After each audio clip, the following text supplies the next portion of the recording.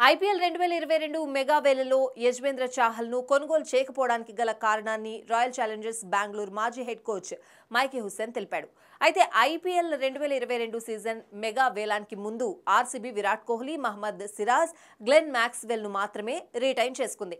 వేలలో ఇతర ఆటగాళ్లను కొనుగోలు చేసిన ఆర్సీబీ చాహల్ను మాత్రం పట్టించుకోలేదు. కనీసం బిడ్ కూడా వేయలేదు. అతనికి బదులు శ్రీలంక స్పిన్ ఆల్రౌండర్ వానిందు హసరంగా 10 కోట్ల భారీ ధరకు కొనుగోలు చేసింది. ఈ నిర్ణయంపై అప్పట్లో యజ్వేంద్ర చాహల్ తీవ్ర అసహనం వ్యక్తం చేశాడు. తాజాగా ఓ వెబ్సైట్ కు ఇచ్చిన ఇంటర్వ్యూలో చాహల్ ను తీసుకోకపోవడానికి గల కారణాలను అప్పటి ఆర్సీబీ డైరెక్టర్ మైక్ హస్సేన్ వివరించాడు. ఐపీఎల్ 2022 మెగా వేలం తర్వాత చాహల్తో మాట్లాడే ప్రయత్నం చేశాను, కానీ అతను ఫోన్ ఎత్తలేదు. తీవ్ర నిరాశకు గురయ్యాడు. అక్కడి పరిస్థితులను అతనికి వివరించడం కష్టమే. నాతో మాట్లాడేందుకు కూడా అతడు ఆసక్తి చూపలేదు. ఈ విషయంలో అతన్ని నేను నిందించడం లేదు.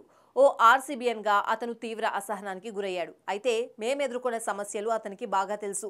మేం 3 ప్లేయర్లను మాత్రమే రిటైన్ చేసుకున్నాం. వేలంలో హర్షల్ పటేల్తో పాటు యజ్వేంద్ర చాహల్ను తిరిగి కొనుగోలు చేయాలనుకున్నాం.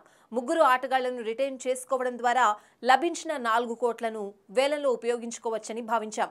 అయితే మార్క్యూ ప్లేయర్లు జాబితాలో చాహల్ లేడు. అతను 6వ సెట్లో ఉన్నాడు. అప్పటి వరకు చాహల్ను కొనుగోలు చేసేంత డబ్బు ఫ్రాంచైజీ దగ్గర మిగల్లేదు. నెంబర్ 65 ప్లేయర్గా అతని పేరు వచ్చింది. ఆ సమయంలో అతను మాకు లభిస్తాడా లేడా అనే గ్యారంటీ లేదు. మాక్ ఆక్షన్లో యూజీని తీసుకోవడంపై తీవ్రంగా చర్చించాం. కానీ చాహల్ దక్కుతాడో లేదో అనే సందేహంతో ముందుగానే వానిందు హసరంగాను తీసుకున్నాం అని మైక్ హస్సేన్ అన్నాడు. అయితే ఆ వేళల్లో చాహల్ను రాజస్థాన్ రాయల్స్ 6.5 కోట్ల ధరకు కొనుగోలు చేసింది.